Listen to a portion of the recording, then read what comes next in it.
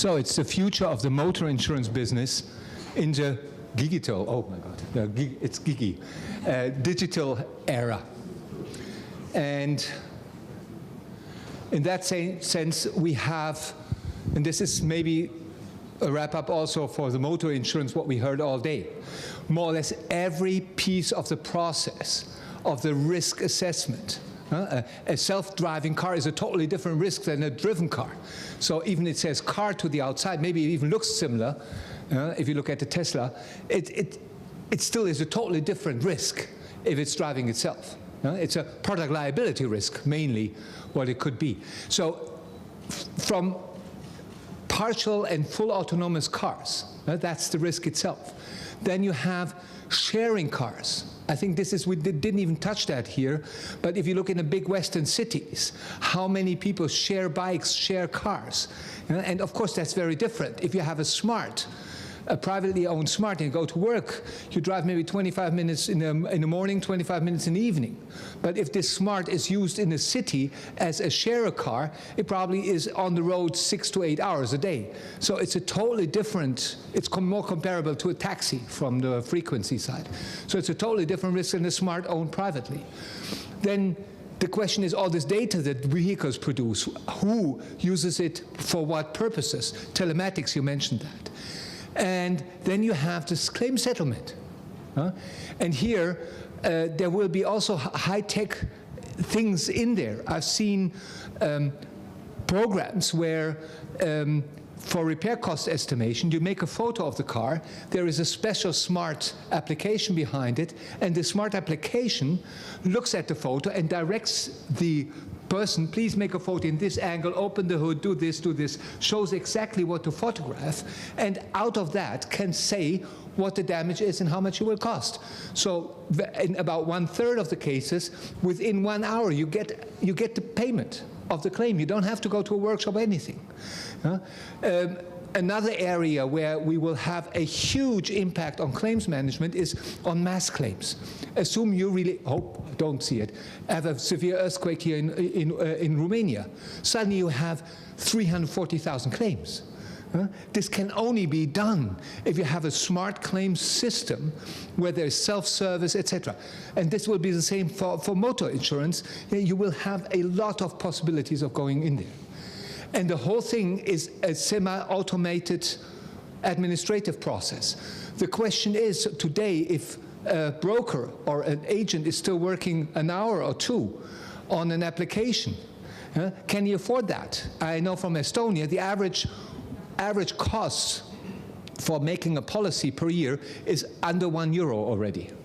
So there will be a lot of impact on how brokers will work. And again, I believe you need brokers, maybe not for an MTPL policy.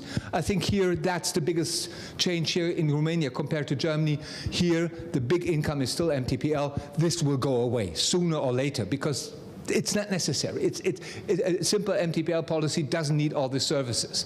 But the brokers will create other values in other policies. So it's a highly, in every aspect of motor insurance, we will have a shift. And then you have all, and we heard very little about this, and I think this is something that will drive huge amount of changes in the workload. I think I studied law. In the beginning, it was very important for my job. In between, I was happy that I'm a master of economics as well, so I could use that much more. And now I'm coming back to a lot of legal questions that rule this world. The question is first, who owns the data, for example, in the vehicles insurance? There is a European initiative that you can sign up even privately. You go to IOPA. I own the data, that the private driver will own the data and not the manufacturers. I mentioned it this morning, Mercedes. I was furious that I can only sign up if I give all the data, a consent of giving all the data to Mercedes. Only then my system for traffic regulation will be showing the actual traffic. Otherwise, if I don't sign up for everything, I will not get that module. and I'm still in discussion with them, and say, I will go to the Consumer Protection Agency and tell you this is not something, this is something Mercedes would be illegal because they're pressing me into supplying data which I don't want to supply. The second is, if we have all this data, who will use it in what circumstances? What is relevant, and who defines relevant? And there is a strong movement in Germany which I think will prevail if we have a telematic policy that gives a rebate up to 20%, which is roughly €80 a year. And to have that, you need to have 24 hours, 7 days a week monitoring if I'm driving, how I'm driving. So I have to give for 1 year all this data just for €80. There is too much data for too little money. Therefore, it will be forbidden. So more or less, telematic tariffs which do not really give a big benefit or other services probably are illegal. And the longer you think about it, the more correct it is. Taking the example we had from Katalin on his bicycling. Now, when you ride a bike, you're insured. When you don't ride a bike, you're not a risk. So should the premium really be different when you only are insured during riding the bike than a whole year? What is the difference? Because when you don't ride the bike, there's no risk from riding the bike. So there is no insurance peril. So why not make an annual policy? And guess what? There is a case like that. Somebody was insuring only while he was riding the bicycle, and then he fell down the stairs going to his bicycle. Poor guy was not insured because his accident insurance only started when he was on the bike, when the lock was open. So is that really something that is an improvement? Next one, big data analysis and automated analysis. Now, who keeps the computer from discriminating? In Britain, they have more or less stopped many of those new processes because a Peter gets a cheaper policy than a Muhammad. Because Muhammad, on average, makes more losses than a Peter. And a Piotr gets worse premiums than a Peter. And a Petra gets better than Peter. So more or less, the anonymous functioning will create a discrimination. Discrimination by age, by gender, by religious belief, indirectly. So is that allowed? Is that forbidden? Objectively, there is a correlation of data. But the European Commission made it clear, correlation is not enough. There has to be causation. So you have to use criteria that cause certain risk increases or decreases, and not only have a correlation of losses. And that is probably the big thing. Any economist should understand that a lawyer does not understand correlation. He only understands causation. So very complex questions which will probably lead to it being better not to use certain possibilities digitalization has.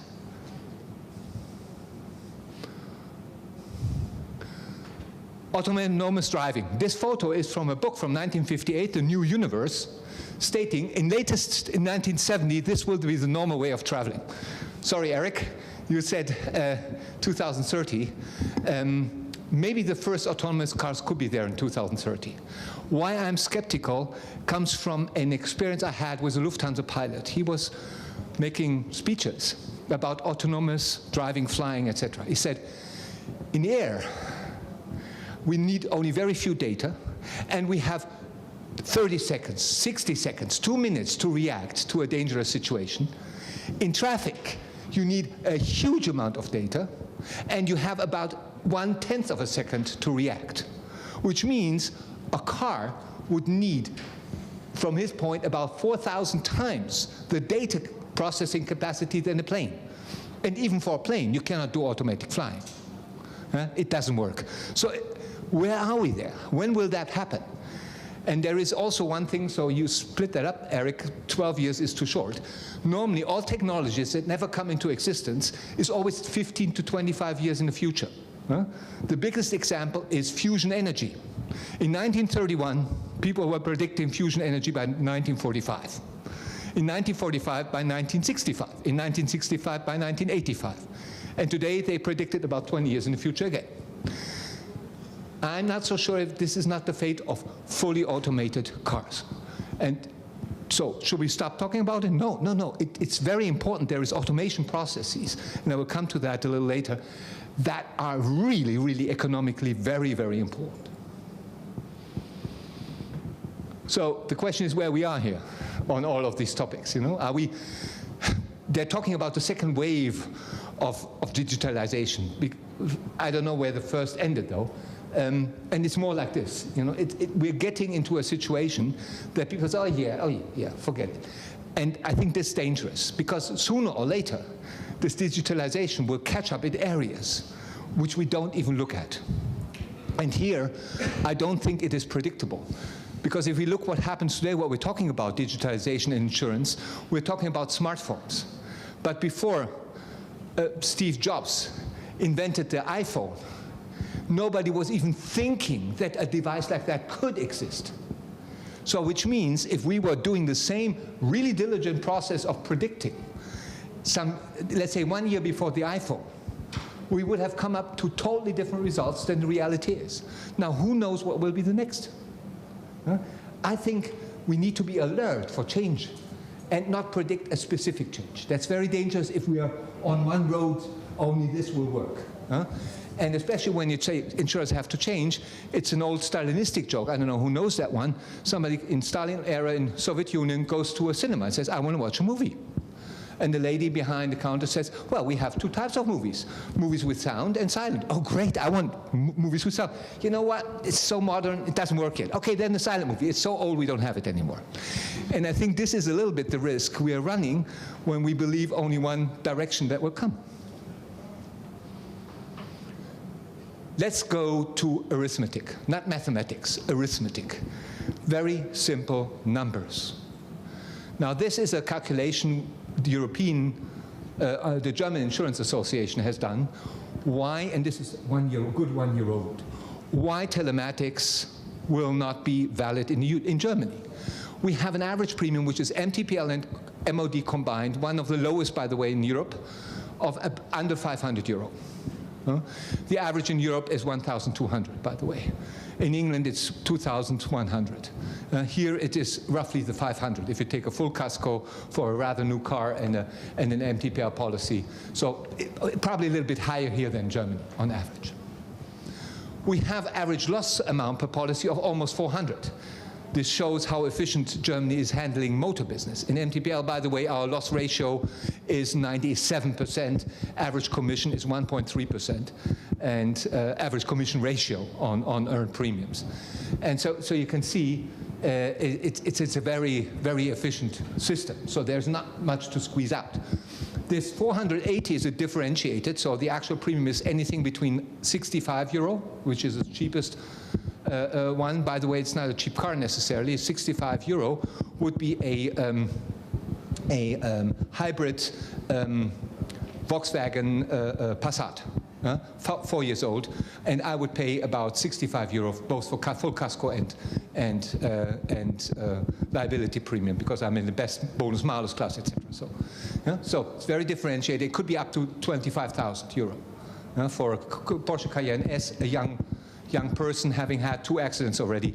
He would pay alone 18,500 euro for casco insurance. So it's a very differentiated situation. So also the differentiation that could be done by the telematics is very, very small. Besides the legal issue I mentioned before, we are looking at costs, which at that time was 96. It's probably going down now to maybe for the data collection 20, 30 euro, but not lower, because somebody has to collect the data. They have to be anonymized and then delivered into the system for the bonus and rebate. And here, some companies start stopping telematics because for data protection, they say, I don't know why you get a bonus of 19% or 12% and not of 25%, because I don't do the data processing. That's a specialized company. For data protection, they only know it. But they only know it abstract for a number. They don't know it for a person. Because they only have the number, which means nobody knows why I get 19 and not 29% bonus.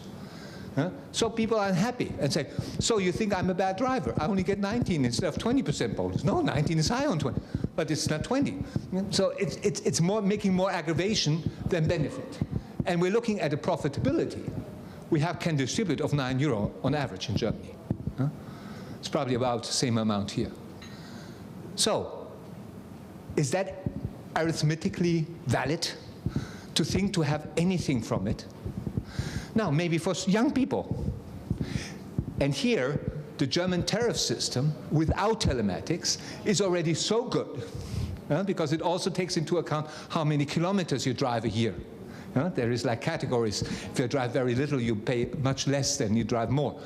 So more, and age is indirectly considered via experience of driving, etc. So we have more or less the 90% of the differentiation already in the tariff today. We don't need more complex tariffs. Telematics dead? No, absolutely not. Absolutely not. If I have a share vehicle, how should I calculate it? If I take a smart, what is the value of the calculation? What is the parameter? It is the time.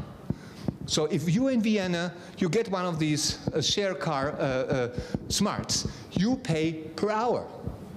There is a certain limitation on kilometers as well, but in general you pay per hour. So similar, this time unit spending is similar like rent-a-cars. In the past it was kilometers, today it's almost only time. And almost always you have unlimited kilometers, except for trucks, then it's a little bit different. So more or less, you just calculate it per hour. Now tell me, what do you think is the average risk rate? I calculated here for Romania, €600 would be combined MTBL and Casco. What is the average hourly operational risk rate? It's about 20 cents. It would be about 1 lei per hour, not more. Because most cars do not operate very long. If you take this 1 lei and take it also to a share car company, would that work? Yes, it would. The operating hours would be about 5 to 8 times higher than a private car, so the premium would be also 5 to 8 times higher. But per hour, operating costs are almost identical. So what everybody expects in countries like Germany is that we will have a simplified tariff in telematics going by hours. And that is then multiplied maybe by when you drive, night, day, and where you drive, what kind of road. It probably will not correlate with how you drive, because how you drive, you need so many data, which again is for data protection rules very difficult. And I don't show the old lady, but if somebody drives very slow and very careful, it could also be somebody who is very uncertain in his driving behavior, like an old lady or an old man. When we look at pricing parameters, we should also look at acceptability. What do you think? How many people think it is, they know old people are driving worse than young people. The worst, a 80-year-old drives about 10 times, makes 10 times more accidents per kilometer than an 18-year-old, and about 30 times more accidents per kilometer than a 50-year-old. Around 50, you have the best between still young and experience. After that, you're not as young, your reaction time is going down, but you get more experience, so it will stay on the same level for a long time. So 30 times more. What do you think? Is that fair to charge then more from an old lady? How many people think it's fair? In a German study, not even 20% think it's fair. Would you, as an insurance company, do something where everybody thinks it's unfair? Not really, right? But there is a legal principle. If you discriminate, you have to discriminate. Which means if you use age for young people to discriminate them with a higher premium, you also have to use it for old people. Because why should you only discriminate young people? That's unfair. It's like you pick on them. So this shows age will, for insurance, for motor insurance, will probably vanish. Legally forbidden maybe in 2 years. Because you could use kilometers driven, et cetera, as other criteria. And as it was mentioned today, for fleets, Of course, the kilometers, the time, the telematic data will play a role. But again, more when you drive, where you drive, than how you drive. And for all other criteria, we can see that many, many things here are seen very critical, which are typical benefits out of big data, like health. And there is one legal aspect which we should take into consideration. If we think we get from young people all the data, that we can calculate the premium different, and then 5% say, no, I don't give you the data, which they are allowed, what would be their premium, logically? Enormously high. Because you have to see, it's a little bit like Mr. Schreiber from Lemonade. If you do it with an address, you will collect people who are having a shitty risk. Of course, they would be stupid of not buying your policy. Now, the question of time is important. There was a study in September 2017 from the GDV, German Insurance Association, on driver assist system autonomous driving. What does it mean? A very detailed study. What does it mean for the loss cost development, so loss development? And over a very long period of time. I'll show you the graphs in a minute, but there's one argument, Eric, which you have to take into consideration. Assuming by 2030, no, let's assume by 2021, the cars, the autonomous driving cars, are reality. So you can buy them, and you would only buy them. What would you do with all the older cars? We have this situation now in Germany with the diesel. You probably heard that all the diesel, Euro 4 and 5 and 3 and maybe even 6A are not allowed to drive. If we take off all the 5 and 4s and 3s of the market today for zero value, this would hurt the GDP by 3.5%. Because you would destroy values where for a Euro 5, let's say Golf, you just paid 12,000 euro, and you have to scrap it. This is destructing GDP. It's destructing money. If you take what you said for Romania, 2030, assuming 2025, you have it, and by 2030 every Romanian has to have an automated car, because others are not allowed anymore. This would probably be more than 10, maybe 15% of the GDP of Romania being destroyed. You think this is politically doable? No. Do you think it is economically and ecologically valid? No, because you can see how much ecological damage a production of a car makes. So also from a Euro 5 diesel, from the emissions, it's about 10 times more useful to keep it than to scrap it, because of the cost of the lost, let's say, environmental hazards you did in the production of the engine. Now, results of that. So we had all kinds of assist systems, and the biggest impact is on automated parking. Allianz did a study based on that, and they said in the German market it's 2.1 billion euro savings if we would have a mandatory park assistant that parks the car itself. I have it in my Mercedes now, self-parking.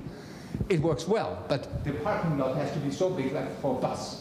If it's too small, parallel parking, it just doesn't work, And if somebody dropped a McDonald's somewhere there, the car doesn't move because there's something on the road. So even that is not there. But Allianz says if we can do that, we can decrease over the next couple of years the rates, especially in Casco, by 40%. So the economic impact of that is probably the biggest of any measures we ever had in the insurance world on motor insurance. Just the automated parking. And here, Eric, coming back, I think we can put in about 800 euros it costs to put in all the systems into a middle-class car. We can afford to put 800 euro in to save an average of 250 euro claims cost per year. Because after 1.5 years, macroeconomically, the cost will be made up by less damages. The only ones who will lose is the repair shops. So it's not good to be a repair shop owner in these days. Okay, so they did this system with different kinds of sensors, etc. It's in German, but you can read the numbers. So call it up on GDV under this address. Wait, I'll bring it back. Automatisiertes Fahren, automated driving. Yeah, if you have a problem or you want me to send it to you, drop me your business card and then we can do that. So, and they did a fast and a slow penetration. So this is two scenarios, fast and slow penetration, how much of, in years after introduction, how much penetration you really have in the fleet. This is if the cars are not scrapped, but if they're just driven until normal end. And you can see it takes, in Germany, 25 years until we're there. In a country like here, it takes more 30 years because the fleet is much older and average here. People drive the car much longer here. And this is the amount of monies which you would save. And we're in the 10–15% range in the next 10 years. So it is a slow evolution, not a big revolution. Huh? And this is the message throughout the whole study and some other things. Here you see the different assistants. So the blue is the parking and movement assistant, and then you have for very severe accident highway pilot, yeah, that makes an emergency brake. I have it. It's interesting, you know, autonomous driving on the left lane. It's interesting. I just think my robot drives a little bit aggressive. Yeah, he goes much too close. My wife is always, oh, stop it. Yeah, so. But overall, it works very fine. Yeah? So you can do a lot of things, but that would be a slowly integrating situation. And this is fast, slow for MTPL. Yeah? You can read these results in, on the slides here when you get them, as well as when you go to GDV. There's a lot of interesting statistics here. And numerics are readable, and then they also demonstrate how the setup is of each of those assistants. This is for the park assistants. So what is a use grade, how many people use it? So here it's 90%. So all kinds of parameters that influence the result makes it more valid. And this is a study we did in January on what the portfolio split would be for automated driving, fully automated driving. In 15 years, it would be about 50% of the vehicles, saying we would, at a certain point in 2 or 3 years, only automated vehicles will be sold, but all vehicles will be continued to be driven. So, long time. And this is bringing me to Warren Buffett and what he said, and also, as I'm a consultant, a little bit my business model. I want to help insurance managers understand when they have a worm or when they have cheese. What do I mean with that? There is a proverb saying, the early bird catches the worm. And in most digitalization conferences like here, everybody's saying, don't be left out behind, start today, do it now. Yeah? So you are a bird and try to catch the worm. Warren Buffett says, yeah, but in actual terms in insurance, most things are cheese. And the second mouse gets the cheese. So reality is, you have something new, but it's not tried yet. Nobody tried it yet. Huh? So you need somebody who's courageous or hungry enough or protected enough. Huh? I mean, it could be also protected enough to try to get it. And now, as a smart mouse, you're standing around this mouse and wait what happens. Huh? If he catches it, or maybe it's even a worm, well, you'll be out of luck. But very often, the first mouse is killed. And now comes something special. This is a Warren Buffett as well. He says, on stock market, be greedy if others are fearful, be fearful if others are greedy. Which means the moment they're fearful because they see a mouse killed, everybody runs away, you have to be the silent mouse and just go there and grab it. Huh? So this is my consultancy project. This is my vision to help you understand the situation and help you to be this mouse. Okay? And the other one, and this also has to do with reality, is the graph of success in insurance. Achieve a risk premium much higher than needed, that you fulfill already the goal. It's about 10 to 15% of the portfolio. Then you have 85% that is so-so. Huh? It's a little bit profitable, a little bit not profitable. All the actuaries have a beautiful range of numbers to use, and you eat up your profit. And then you have the shitty part of 5 to 10%. Now, most people go on the portfolio middle part. And let's tweeze it a little bit this way, and don't look at the wings. I say, let's look at the wings. Try to increase the good part by 50%, so from 5 to 7.5, and decrease the bad part from 5 to 2.5. And what happens? Nothing happens. Oh, here. It's this curve. Huh? So even though you only changed about 5 to 10% of the portfolio, you suddenly are profitable. And this is, from my times as a reinsurer, my observation in almost each and every portfolio. So it's not about being great. It's about not being stupid. So it's about trying to avoid this miserable 5% and get something else from it. With that, I'm done. I know I'm a bit critical with digitalization, but maybe I give good reasons why. And on the other side, don't stop believing it will not change. It will change us dramatically. We just don't know how and when exactly. Yeah? So keep the picture from the mouse. Get your helmet. Yeah? Be courageous, but don't be over courageous. Huh? Thanks a lot.